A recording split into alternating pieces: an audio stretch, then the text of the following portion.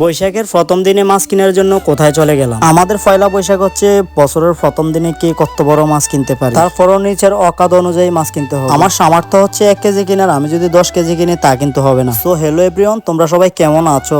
Guys, কালকে চলে গিয়েছিলাম বাগমারা বাজারে, আর সেখানে গিয়ে দেখি অনেক রকমের মাছ উঠেছে। তবে বাজারে বেশ কাস্টমারও ছিল অনেক। সব থেকে যে মাছটা উঠেছে সেটা হচ্ছে কাতল মাছ, আর এক একজনের এক এক রকমের চয়েস থাকতে পারে মাছ কিনে। আমার চয়েস ছিল কাতল মাছ কিনে। এটা চয়েস বললেও ভুল হবে, এটা আমার একটা শখ ছিল। তোমরা আবার ভেবো না সারা বছর আবার মাছ না খেয়ে। তবে মাছ বাজারে এই যে তাজা তাজা মাছগুলো দেখছো, এই মাছগুলো কিন্তু বৈশাখের সকালবেলায় কিন্তু ধরা হয়। শুধু কাতল মাছ বললেই ভুল হবে, আমার কিন্তু ব্রিকেট মাছও খুবই পছন্দ। কিন্তু ঘর থেকে বলছিল কাতল মাছ কেনার জন্য। আর এই যে আমার হাতে দেখতে পাচ্ছ, এটা কিন্তু 5 কেজি ওজনের কাতল মাছ। আর শখ করে কিন্তু আমি এই মাছটাই নিয়েছিলাম। দোকানদারকে যখন জিজ্ঞেস করেছিলাম এটা কিলো কত করে, প্রথমে 700 টাকা কিলো দেখেছিল। তবে 5 কেজির দাম 2500 টাকা আসাতে আমি 2450 টাকায় দিয়েছিলাম। কিন্তু দোকানদার 2500 ছাড়া নেবেই না টাকা। তারপর দোকানদারকে 2500 টাকা কমপ্লিট করে দিয়ে কিন্তু এখন চলে যাচ্ছি বাড়ির উদ্দেশ্যে। আর যেহেতু ব্রিকেট মাছ আমার শখের মাছ, তার জন্য একটু দেখছিলাম এটা ওয়েট কত। ওকে জিজ্ঞেস করাতে বলছিল 8 কেজির মতো। তবে অনেক তরতাজা মাছ কিন্তু তোমরা দেখতেই পাচ্ছ। আর মজার বিষয় হচ্ছে এই বাজার থেকে গত বছর পয়লা বৈশাখও কিনেছি, আর এই বছরও কিনেছি। তারপর মাছ বাজার থেকে বের হয়ে কিন্তু বাড়ির উদ্দেশ্যে রওনা দিয়ে দিলাম। আমাদের সদর দক্ষিণের সব থেকে বড় বাজার কিন্তু বাগমারা বাজার। কিন্তু বৈশাখের প্রথম দিন